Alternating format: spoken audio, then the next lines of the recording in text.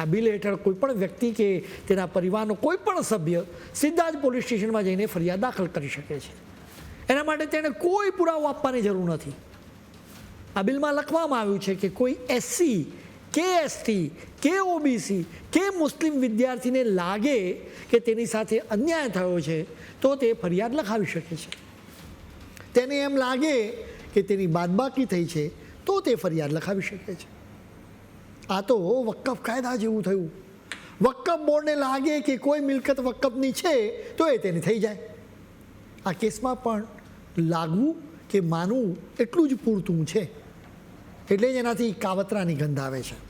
તમે સમજો કે આ બિલ કાયદાનું સ્વરૂપ ધારણ કરશે ને તો એસસી કે એસટી કે ઓબીસી કે મુસ્લિમ વિદ્યાર્થી આરામથી કોઈ પણ સવર્ણ વ્યક્તિને જેલમાં મોકલાવી શકે.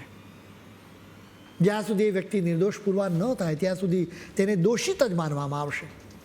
એટલે જ આરોપ મૂકવામાં આવ્યો છે કે સવર્ણ વિદ્યાર્થીઓની જિંદગી બરબાદ કરવા માટે જ આ બિલ લાવવામાં આવ્યું છે. કોંગ્રેસે એસસી કે ઓબીસી કે મુસ્લિમ મત મેળવવા માટે જ આ બિલનું કાવતરું રચ્યું હોવાનો પણ આરોપ છે.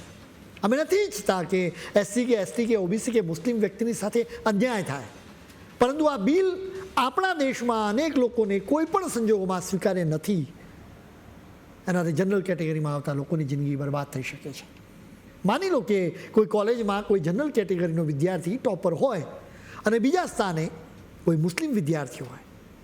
હવે આ મુસ્લિમ વિદ્યાર્થી જનરલ કેટેગરીના ટોપર વિદ્યાર્થી પર ખોટો આરોપ મૂકીને તેને ફસાવી શકે, તેને જેલમાં ધકેલી શકે, જેથી તેના માટે સ્પર્ધા જ ન રહે. એ જ રીતે અમે તમામ લોકો પર શંકા કરતા નથી. આ રીતે કાયદાનો દુરુપયોગ થવાની પૂરેપૂરી સંભાવનાઓ બતાવી રહ્યા છે. કોઈ વિદ્યાર્થીની ક્રિકેટ ટીમમાંથી બાદબાકી થાય તે કોચ કે પ્રોફેસર કે પ્રિન્સિપાલને સીધા જેલમાં મોકલાવી શકે. એસસી કે એસટી કે ઓબીસી કે મુસ્લિમ વિદ્યાર્થી વધારે માર્ક્સ મેળવવા માટે જનરલ કેટેગરીમાં આવતા પ્રોફેસરને બદનામ પણ કરી શકે, જેના કારણે સ્વાભાવિક રીતે જનરલ કેટેગરીના લોકોને બધી જ રીતે નુકસાન થઈ શકે.